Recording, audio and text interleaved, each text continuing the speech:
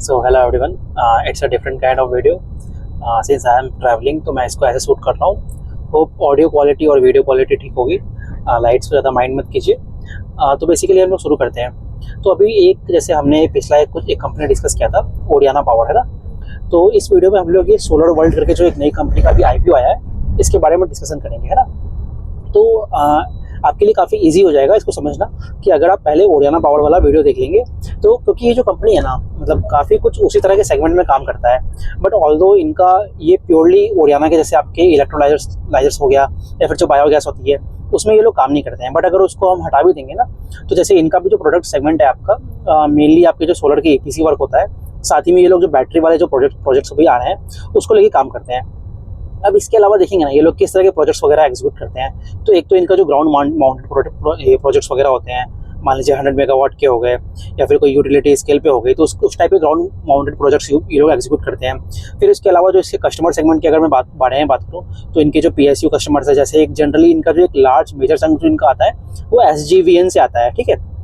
उसके अलावा इनके CNI कस्टमर्स भी होते हैं और IPP वाले भी कस्टमर्स हैं. सो ये है. और इसके अलावा ये लोग कुछ जो सोलर पार्क्स वगैरह होते हैं, जो माइक्रो ग्रिड्स होती है, उनके तरफ जाके काम करते हैं ना. तो अगर आप इनके पूरे रेवेन्यू स्ट्रीम को देखोगे ना, तो अभी तक इन्होंने कोई आपके बैटरी वाले किसी प्रोजेक्ट को एग्जीक्यूट किया नहीं है, ठीक है. तो अभी तक जो इनका जो भी रेवेन्यू आ रहा है वो पूरा आपका सोलर के EPC वर्क से ही आ रहा है, ठीक है. बट अभी बैटरी के कुछ 1-2 प्रोजेक्ट्स इनके ऑर्डर बुक में है, तो उसको अभी ये लोग कहते हैं कि आने वाले साल के अंदर वो उसको एग्जीक्यूट करेंगे. तो ये वाली चीज़ है.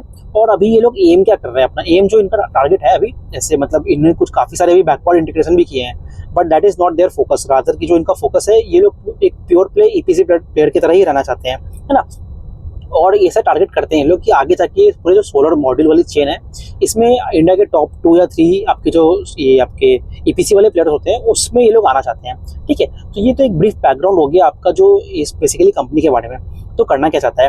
अब मैं थोड़ा सा आपको पूरे जो सेक्टर में भी जो इश्यूज चल रहे हैं, काफ़ी सारे वीडियो में हमने ऑलरेडी डिस्कस किया है, तो हम लोग इस कंपनी में भी कुछ सेक्टर के बारे में डिस्कस करेंगे, ठीक है. तो देखिए, जैसे मैंने आपको ऑलरेडी मॉड्यूल्स वगैरह के बारे में काफ़ी कुछ बताया है कि इंडिया में काफ़ी ज़्यादा टेलविंड्स है. तो जस्ट यहाँ पे जो थोड़ा बैटरी है उसके बारे में हम लोग एक ब्रीफ सा डिस्कशन करते हैं ना. तो जैसे अभी जो सेक्टर है आपकी, आप देखेंगे एक जो बैटरी सेगमेंट में है, सिंस गवर्नमेंट का इतना फोकस है यहाँ पे, तो जो पूरा ओवरऑल जो सेक्टर ग्रो कर रहा है ना, वही आपके 25% CAGR के ऊपर ग्रो कर रहा है. This is a common term जो कि काफ़ी सारी कंपनियाँ बोलती हैं. और जो गवर्नमेंट का टारगेट है मतलब FY 30 तक, तो वो 200 गीगावाट आवर से ज़्यादा एग्जीक्यूट करने का टारगेट है ना. तो इसलिए जो कंपनी कहती है कि अभी जो प्रेजेंट बेसिस पे हम लोग जिस तरह से, मतलब सिंस एक छोटी कंपनी है और ये ऑलरेडी इन्होंने EPC में बहुत सारे प्रोजेक्ट्स को एग्जीक्यूट किया है, तो बेसिकली सिनर्जीज है ना आपके जो बैटरी सेगमेंट में हो गया या फिर जो सोलर EPC है, साथ में ये लोगों ने कुछ स्विच यार्ड वगैरह, ट्रांसमिशन लाइन्स जो होता है स्विच यार्ड से जाएगा, तो उस तरह के प्रोजेक्ट्स किए हैं. तो बेसिकली इनको कहते हैं कि हमें उसको भी एग्जीक्यूट करने का एक्सपीरियंस है, तो हम उसमें भी एग्जीक्यूट कर लेंगे. और अभी जो पूरी इंडस्ट्री है ना, जैसे आप देखेंगे जितने भी प्लेयर्स हैं, किसी का भी ग्राउंड पे एक्चुअली में बैटरी का जो प्रोजेक्ट है वो एग्जीक्यूट हुआ नहीं है ना. सो द इंडस्ट्री भी बेसिकली एक तरह से वेट एंड वॉच मोड पे है. तो टेंडर्स वगैरह काफ़ी ज़्यादा अमाउंट में आ रहे हैं, बट यहाँ पे जो अभी जो प्लेयर्स हैं जो एग्जीक्यूट करके दिखा देगा, है ना. तो बेसिकली एक तरह से पूरी जो इंडस्ट्री में सारे पीयर्स हैं या फिर जो आपके प्लेयर्स होंगे, IPPs वगैरह होंगे या फिर जो CNI कस्टमर्स होंगे, उसको एक तरह से क्रेडिबिलिटी मिल जाएगी कि हाँ, ये कंपनी में इसको एग्जीक्यूट करने का फोकस है. तो फिर जो इंडिया में बड़े बड़े प्रोजेक्ट्स आएंगे ना, गीगावाट आवर से भी बड़े स्केल्स के प्रोजेक्ट आएंगे, तो उसको फिर उन कंपनियों को एग्जीक्यूट करने में काफ़ी हेल्प होगा. तो बेसिकली कंपनी भी ये कहती है कि हम लोग अभी बेसिकली एक तरह से उसको कैपेबिलिटी डेवलप कर रहे हैं, है ना. तो वो वाली चीज़ है.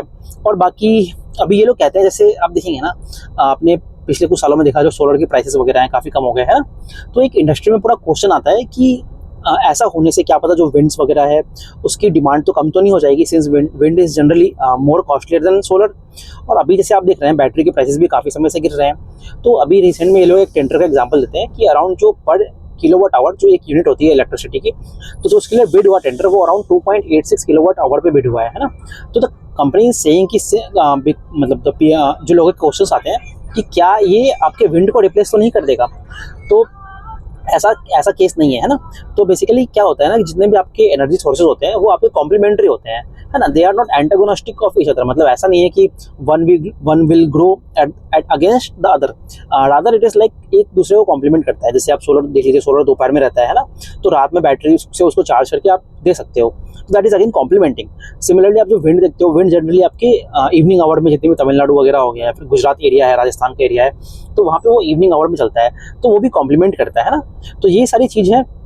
और कंपनी भी ये कहती है कि मतलब जो अभी पूरी बैटरी सेगमेंट में है, सिंस प्राइसेस ड्रॉप हो रही है, तो ये भी एक इन्फ्लेक्शन पॉइंट पे है ना। तो यहाँ से जो और ग्रोथ होना है बल्कि बढ़ेगा ही आने वाले समय में, है ना। तो हमने अभी बात कर लिया इंडस्ट्री के बारे में और ये लोग करते क्या है। अब हम लोग चलते हैं इनकी परफॉर्मेंस के बारे में, ठीक है। तो अभी जब लास्ट 2 या 3 साल देखोगे ना इनका, सिंस मैंने बोला कि ये सिर्फ सोलर से रिलेटेड ईपीसी करते हैं, तो परफॉर्मेंस तो काफ़ी अच्छी है, क्योंकि आपकी जो सोलर में डिमांड है सेक्टर में, वो भी काफ़ी अच्छा आ रहा है ना। और हम जितनी भी बाकी कंपनीज, आपकी छोटी कंपनी ले लीजिए या बड़ी कंपनी ले लीजिए, सभी की जो टॉप लाइन वगैरह होता है और पैट वगैरह होते हैं, काफ़ी अच्छे होते हैं ना। और बाकी इस कंपनी के बारे में एक और चीज़ आपको बताऊंगा मार्जिन के बारे में। तो अभी जो FY25 आप देखेंगे ना, तो जनरली जैसा जो ईपीसी प्रोजेक्ट्स होते हैं, सिंस उतना हाई मार्जिन प्रोडक्ट नहीं होता है ना, क्योंकि वहाँ पे कुछ R&D टाइप की तो होती नहीं है, आपको बस आगे प्रोजेक्ट एग्जीक्यूट करना होता है। तो उसके जो इंडस्ट्री लेवल पे जो एक सस्टेनेबल मार्जिन मिलता है सभी कंपनियों को, वो अराउंड आपका 10-13% के बीच में मिलता है, ठीक है। तो अभी FY25 का जब आप नंबर्स देखोगे ना इनके पीपीटी में, तो वहाँ पे आपको दिखेगा कि इनका जो मार्जिन वगैरह थे वो काफ़ी मतलब एब्रप्टली जंप हो गया था, है ना। तो ऐसा नहीं है कि वो एक सस्टेनेबल नंबर है, रादर कि ऐसा होता है, मान लीजिए कभी आपने एक डिफिकल्ट प्रोजेक्ट एग्जीक्यूट कर दिया है ना, तो वहाँ पे आपको मार्जिन ज़्यादा मिल जाते हैं, या फिर आपकी ऑपरेशनल इफिशिएंसी ज़्यादा बढ़ गए, तो उस कारण से कंपनी कहता है कि हमें FY25 में वहाँ पे हमें थोड़ा सा बेसिकली मार्जिन में फ़ायदा मिला था, but that is again not a sustainable, rather कि वो जो गाइड करते हैं कि मार्जिन हमारा सस्टेनेबल बेसिस पे वही 11 से लेकर 13% के बीच में रहेगा। सो this was about their performance. और बाकी जो इस क्वार्टर का भी देखेंगे ना, मतलब Q1 की बात कर रहा हूँ, अभी तक Q2 के बारे में रिजल्ट वगैरह कुछ आया नहीं है, तो वहाँ पे भी काफ़ी आई थिंक 200% का टॉप लाइन आया था, और जो पैट है उसमें भी काफ़ी अच्छा जम दिखा था हमें ना। तो वो चीज़ है, बट वहाँ पे पैट में कुछ एक अदर इनकम का पार्ट था, तो वहाँ से हमें दिखा था।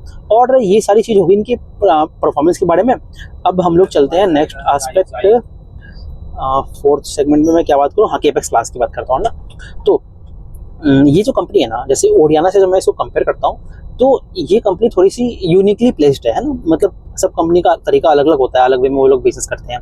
तो जब आप इस कंपनी को देखोगे ना, तो ये है ना, ऑल्दो एक ईपीसी कंपनी है, तो there could be a question कि भाई आप ईपीसी कंपनी हो, आप इतना बैकवर्ड इंटीग्रेशन क्यों करते हो, जब मार्केट में ऑलरेडी मॉड्यूल्स की सप्लाईज है तो आप वहाँ से परचेज कर सकते हो। तो इसका मैं आपको समझाता हूँ व्हाट कंपनी का जो थॉट प्रोसेस क्या है, why it is important to understand, because Oriana ऐसा कुछ नहीं कर रहा है ना। अब उनके कुछ बैटरी वाले प्लांट्स लगने की बात है, बट ये जो सोलर मॉड्यूल्स वाला चीज़ है, वो ये कंपनी का थोड़ा सा यूनिक लगता है मुझे, जो ये इंटीग्रेटेड प्लेयर्स होते हैं उस सेगमेंट में। तो ये लोग क्यों करते हैं, आप जैसे ये सोचिए कि अभी जो इनका EBITDA मार्जिन है ना, वो अराउंड 20% के आसपास है। आप ऐसे सोच समझिए कि आपको 100 रुपये का ईपीसी प्रोजेक्ट कराना है, ठीक है। जनरली 100 रुपये के ईपीसी के प्रोजेक्ट्स में आपके 40 रुपये जो होती है वो आपके सोलर मॉड्यूल से कॉस्ट होता है। अब जो इनके सप्लायर्स होते हैं आपके, जैसे मान लीजिए विक्रम सोलर इनका सप्लायर हो गया, या फिर आपकी वाड़ी एनर्जीज इनकी सप्लायर हो गई, तो जनरली वो कंपनियां अपने मॉड्यूल्स पे लगभग 10-11% के आसपास मार्जिन चार्ज करते हैं इनसे, है ना। तो अगर 40 रुपीज़ का ये मॉड्यूल खरीद रहे हैं, तो उसका 10% निकालिए 4 रुपये, तो 4 रुपये इनको देना पड़ता है बेसिकली आपको वाड़ी एनर्जीज को, है ना। तो अब मान लीजिए जब ये लोग खुद से प्रोड्यूस करेगा अपना सेल्स वगैरह, तो वो 4 रुपये इनके बच जाएंगे। तो जो मॉड्यूल का खर्चा है वो अराउंड 36 रुपये के आसपास होगा ना, 36 rupees.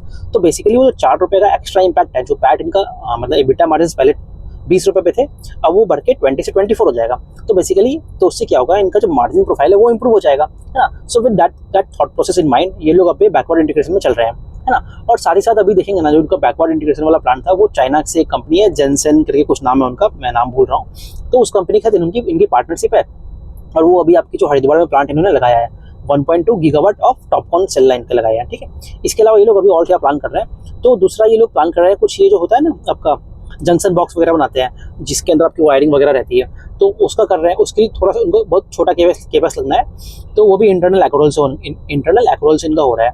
And that plant with also come not plant, एक लाइन है बेसिकली, तो वो कम हो जाएगी आपकी अभी ये मार्च 2026 के आसपास आएगी।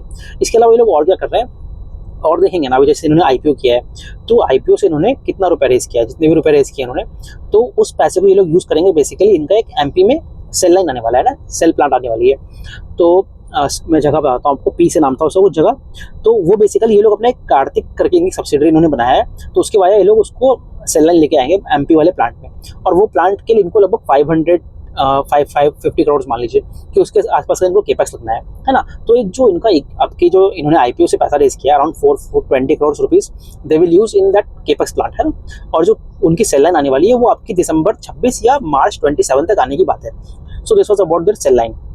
अब इसके अलावा एक और ये लोग बैटरी सेगमेंट में भी अपना केपेक्स कर रहे हैं, है ना। और ये बैटरी वाली जो सेगमेंट है ये भी इनकी वही हरिद्वार में जो रुड़की है वहाँ के आसपास इनका होना है।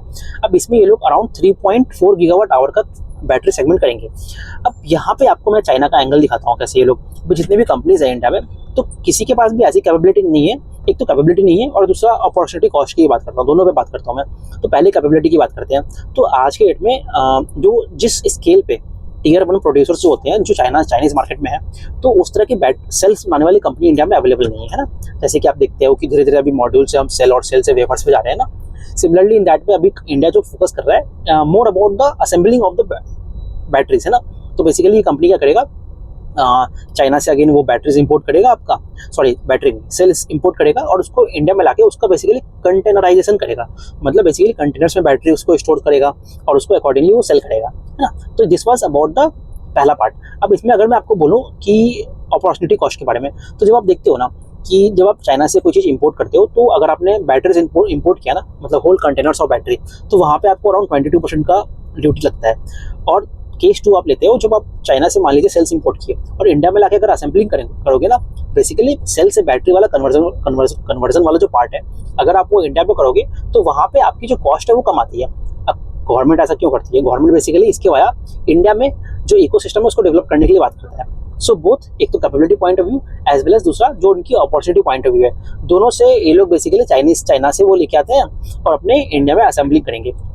तो इंडिया में जो इनका बैटरी प्लांट आएगा वो आपका बेसिकली एक पूरा असेंबलिंग प्लांट होगा, है ना।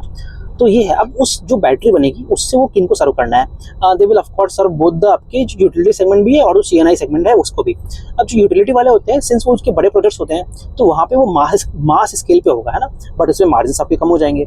और दूसरा जो आपका सीएनआई कस्टमर्स होंगे इनके, उससे आपका छोटे स्केल पे होगा बट वहाँ पे आपको मार्जिन ज़्यादा मिलते हैं, ठीक है। और इसी बैटरी प्लांट का कुछ थोड़े से पोर्शन से वो लोग जो ये होता है ना, जैसे यूपीएस वगैरह होते हैं इंडस्ट्रीज वगैरह के लिए, सीएनआई कस्टमर्स के लिए, तो उसको भी बेसिकली कैटर करेंगे। सो this was about there capex plans. अब इसके बाद मैं इसकी फंडिंग के बारे में बात करता हूँ, है ना। तो आप सोचिए एक सेकंड, हाँ अभी पहले फंडिंग कैसे करोगे आप इस केपेक्स की। तो मैंने आपको बोला फंडिंग से रिलेट करता हूँ मैं इनकी कैश फ्लोज को भी। तो अभी जैसे मैंने बोला अराउंड 570 करोड़ के आसपास का इनको केपेक्स लगना है, 575 का, ठीक है। 420 करोड़ तो इन्होंने आईपीओ से मनी रेज किया। अब बचा कितना, अराउंड 150 करोड़। तो इसके लिए लोग डेप्ट लेंगे, ठीक है। अभी जब आप आज के डेट में इनकी कैश फ्लोज देखते हो तो वो नेगेटिव है। तो इसमें बहुत क्वेश्चन आता है कि एक तो आप बैकवर्ड इंटीग्रेशन भी कर रहे हो, आपका कैश फ्लोज भी नेगेटिव है, और आप जब नया केपेक्स लगाओगे तो वहाँ से भी आपको बेसिकली पैसा और रेज करना पड़ेगा ना, आपको डेप्ट लोगे तो अगेन जो आपकी कैश फ्लोज है वो और भी ज़्यादा खराब हो जाएगी पूरी, है ना। तो यहाँ पे कंपनी कहती है सिंस हमको इतना ज़्यादा टेलमेंट्स दिखता है, तो इसको मैं आपको समझाऊंगा गाइडेंस वाले पार्ट में, से मैं कनेक्ट करूँगा और अच्छे से। तो बेसिकली क्या है, तो कंपनी इज बेसिकली सीइंग कि हमें इतना ज़्यादा कैश हम जनरेट कर पाएंगे। जैसे लास्ट ईयर आई थिंक इनका 500-600 करोड़ का टॉप लाइन आया था, है ना। तो इस साल अप्रॉक्सीमेट ये लोग 1500 का टॉप लाइन का गाइडेंस देते हैं। तो वहीं से अगर आप एबिटा निकालोगे ना या पूरी प्रॉफिटेबिलिटी निकालोगे, तो वो जो डेप्ट है ना वो अराउंड 150 करोड़ का जो डेप्ट है इनका, वो इनको 2 या 3 साल लगेंगे पूरे पे करने में, प्रोवाइडेड कि सब कुछ सही से एग्जीक्यूट हो पाता है। So this was about there capex plans end of course कैसे उसकी फंडिंग करेंगे। अब मैं नेक्स्ट सेगमेंट में बात करता हूँ आपसे ऑर्डर बुक के बारे में, है ना। सो हाँ, अब ऑर्डर बुक जैसे मैंने आपको बोला, इनका जो ऑर्डर बुक है ना अराउंड 2500 करोड़ का ऑर्डर बुक है अभी के लिए। अब जनरली जो ऐसी कंपनीज होती है, आप इनका ऑर्डर बुक देखोगे ना, वो अराउंड आपका 12 से 18 मंथ्स में वो लोग एग्जीक्यूट करते हैं। तो इसमें इतना टाइम क्यों लगता है, तो जनरली जो स्टार्टिंग के 4 से 5 महीने होते हैं वो आपका बेसिकली डिजाइनिंग पार्ट पे होता है। मतलब मैं कैसे कैसे कंपोनेंट्स लेके आऊँगा, हर प्लांट अलग अलग होती है, लेआउट्स कैसे होते हैं, वो डिजाइनिंग पार्ट होता है। फिर कुछ महीने ये लोग अपने उस ऑर्डर्स को प्लेस करते हैं वेंडर्स के पास कि भाई हमें मॉड्यूल्स दीजिए। अब तो इनका खुद का प्लांट है, तो 70% वहीं से ये ले लेंगे, मतलब approximately 70% of their own module usage they will do from their own top one plant which they have opened इन हरिद्वार, है ना। तो वो हो गया। बट उसके अलावा जो बाकी जो होगा, बाकी वो वाड़ी, आपकी जो विक्रम, इतनी सारी कंपनीज हैं, उनसे ऑर्डर लेंगे। तो मैंने बोला कि 2500 इनका पूरा ऑर्डर बुक है। अप्रॉक्सीमेट मान लूँगा ना मैं, तो अराउंड 50-50 मान लेता हूँ, मतलब अराउंड 53-47 होता है। बट सोलर में भी आप मान लीजिए अभी के डेट में अराउंड आपका सोलर होगा 47% के आसपास ऑर्डर बुक में, और आपका जो बैटरी है वो अराउंड 53 होगा। आज से 1 साल पहले जो है ना, इनका जो सोलर था, सिंस बैटरी में तो थे नहीं ये लोग, तो अराउंड 90-95% पूरा इनका सोलर से ही था। तो आज के डेट में वो अराउंड जो ऑर्डर बुक है इनका, वो अराउंड 53% आपका बैटरी पे हो गया है और 47% आपका ये सोलर ईपीसी के लिए हो गया है। अब जो थोड़ा सा कुछ बचा ना, वो उसमें कुछ ये लोग O&M वगैरह भी करते हैं। O&M क्यों, जैसे सारी कंपनीज होती है, जब मान लीजिए मैं किसी कंपनी का EPC करने जाऊँगा तो of course I would want कि ना कि जो उसका ऑपरेशन एंड मेंटेनेंस वाला पार्ट है वो भी मुझे ही मिल जाए।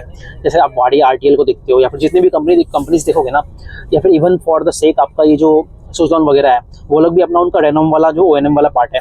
So this is how this companies work. तो ये हमने ऑर्डर बुक के बारे में बात कर ली। और बाकी तो इनके जो बैटरी वाले सेगमेंट है उससे इनको राजस्थान या गुजरात दो स्टेट से अभी का ऑर्डर मिला है, जो कि लोग आने वाले कुछ समय में एग्जीक्यूट करेंगे। सो this was about there order books part.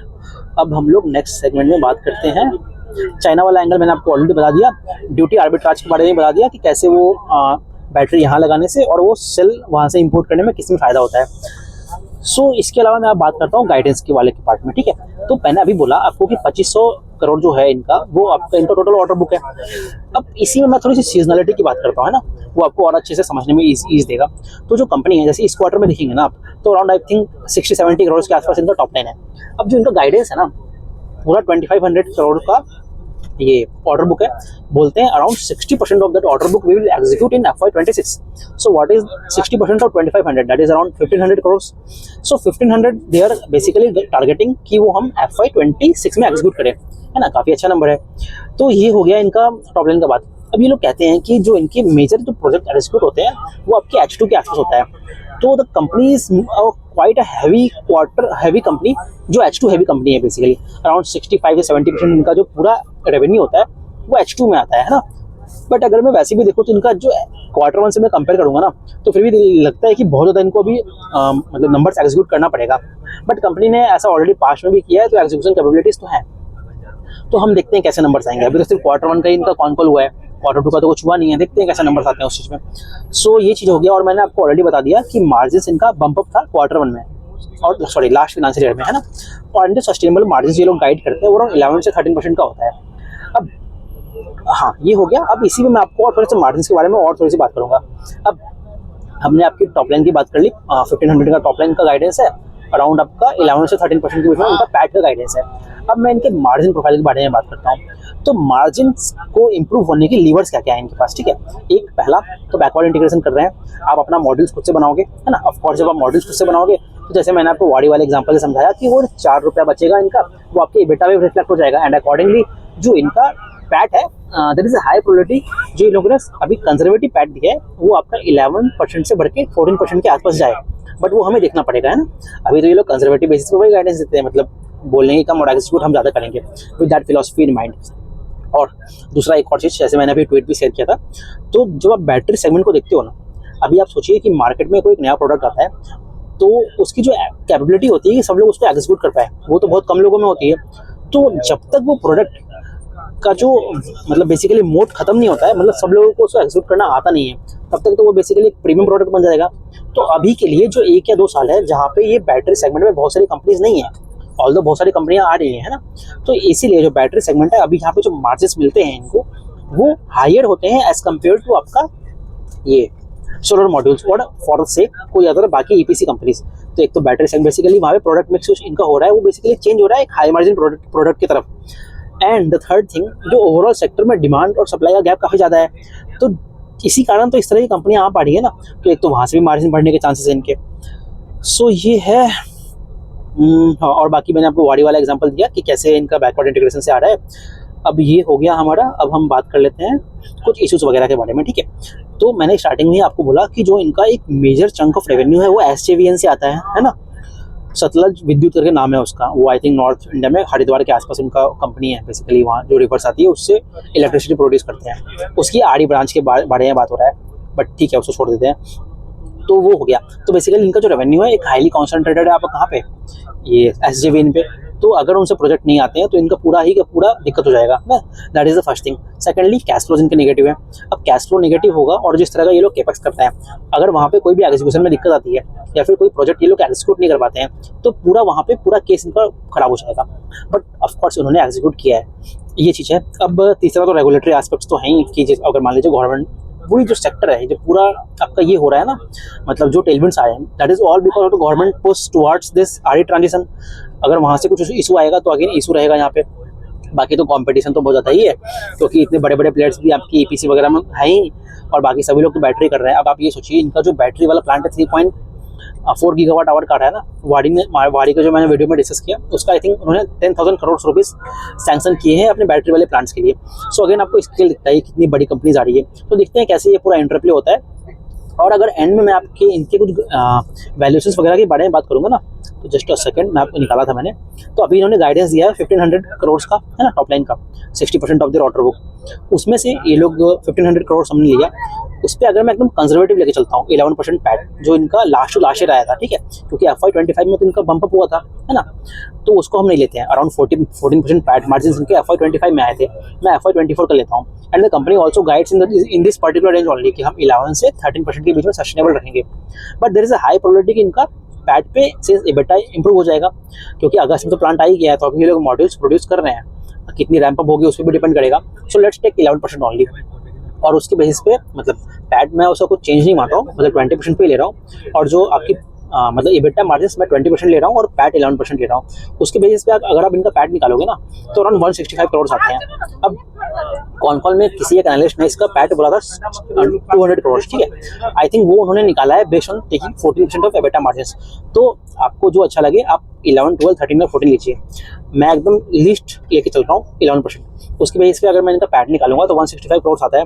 उसके बेसिस पे अगर आप इसके फॉरवर्ड पे निकालोगे फॉर FY26 वो अराउंड 16 या 17 आती है, ठीक है, क्योंकि अभी 2100 या 200 करोड़ मार्केट कैप है इनका। और अगर आप FY27 में लेके जाओगे तो ऑफकोर्स और भी ज़्यादा कम हो जाएगा, बिकॉज वहाँ से भी ऑलमोस्ट 80-90% का तो टॉप लाइन आए, मतलब जंप अप होगा ही वहाँ से, प्रोवाइडेड कि ये पूरे अच्छे से एग्जीक्यूट करते रहे। So even taking most conservative estimate, again valuation wise तो काफ़ी लुक्रेटिव है, बट अगेन मतलब देखना पड़ेगा कैसे एग्जीक्यूट करते हैं ये लोग। एग्जीक्यूशन कैपेबिलिटीज तो इनकी ऑलरेडी है ही, बट Q1 में इनका जो रेवेन्यू आया था वो कम आया था। मतलब मैं पूरे ईयर की जो इनका गाइडेंस है उसके बेसिस पे बात कर रहा हूँ। ऑफकोर्स ईयर ऑन ईयर आप देखोगे तो अराउंड वहाँ पे 200% का जंप था। So that is the thing. तो अकॉर्डिंगली ये सारे अच्छे पॉइंट्स है इस कंपनी के बारे में। काफ़ी इंटरेस्टिंग कंपनी है, मतलब बैकवर्ड इंटीग्रेशन करके जो ये पूरा जो इंटीग्रेटेड सॉल्यूशंस प्रोवाइडर है ना देश में, मतलब हमारे कंट्री में, तो ऐसे प्लेयर्स अभी कम है। तो देखते हैं कैसे ये लोग काम करते हैं। और बाकी इनका खुद का सेल प्लांट भी आ रहा है, बट ऑफकोर्स वो FY26 के एंड में आएगा। पूरे अच्छा है, काफ़ी टेलमेंट से सेक्टर में हम लोग देखते रहेंगे बाकी कंपनीज भी। तो मैंने ऑलरेडी आप इसके साथ अगर मेरा ओरियाना वाला वीडियो देखेंगे तो आपको ये काफ़ी अच्छे से और इंटरेस्टिंगली समझ में आएगा। और बाकी तो मेरे और बाकी कंपनीज मैंने डिस्कस किया ही है, you all can watch from there also. Thank you very much.